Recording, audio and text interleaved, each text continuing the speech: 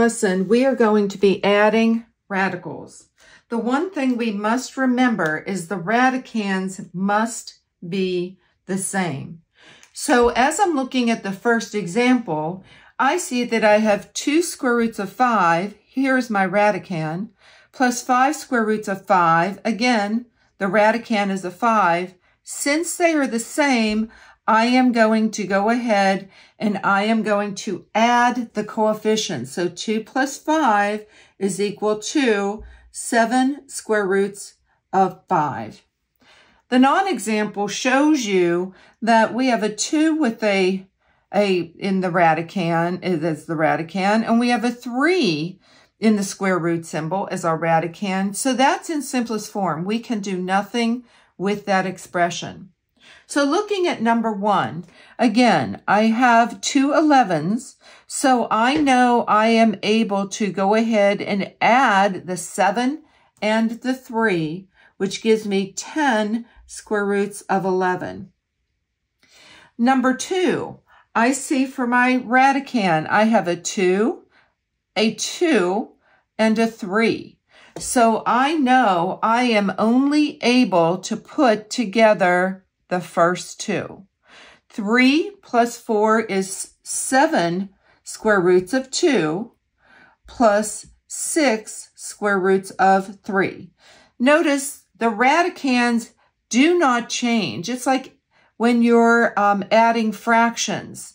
The numerator changes, but the denominator stays the same. So the radicands will stay the same.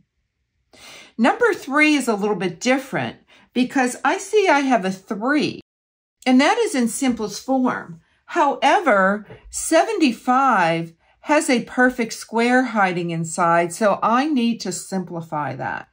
So I am going to go ahead.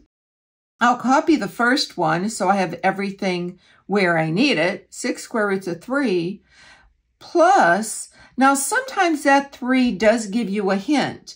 And I know that 25 times 3 is equal to 75. So I am going to simplify this. The square root of 25, again, I'm copying the original down, 6 square roots of 3, plus the square root of 25 is 5, and 3 is still inside the square root symbol. So now I have 6 square roots of 3 plus 5 square roots of 3, and I am noticing that the radicands are the same, so I am going to add the coefficients, and I end up with 11 square roots of 3. Let's check out number 4. So the square root of 7 plus 2 square roots of 5 plus a square root of 5. I notice that this guy is different, so I am not going to be able to add him to the other ones. But the square roots of 5 have the same radicands. Therefore, I'm going to, and notice I'm putting a 1 there because there it's understood that that's 1 square root of 5. So as I'm solving this, I must copy my square root of 7 because he's part of the expression.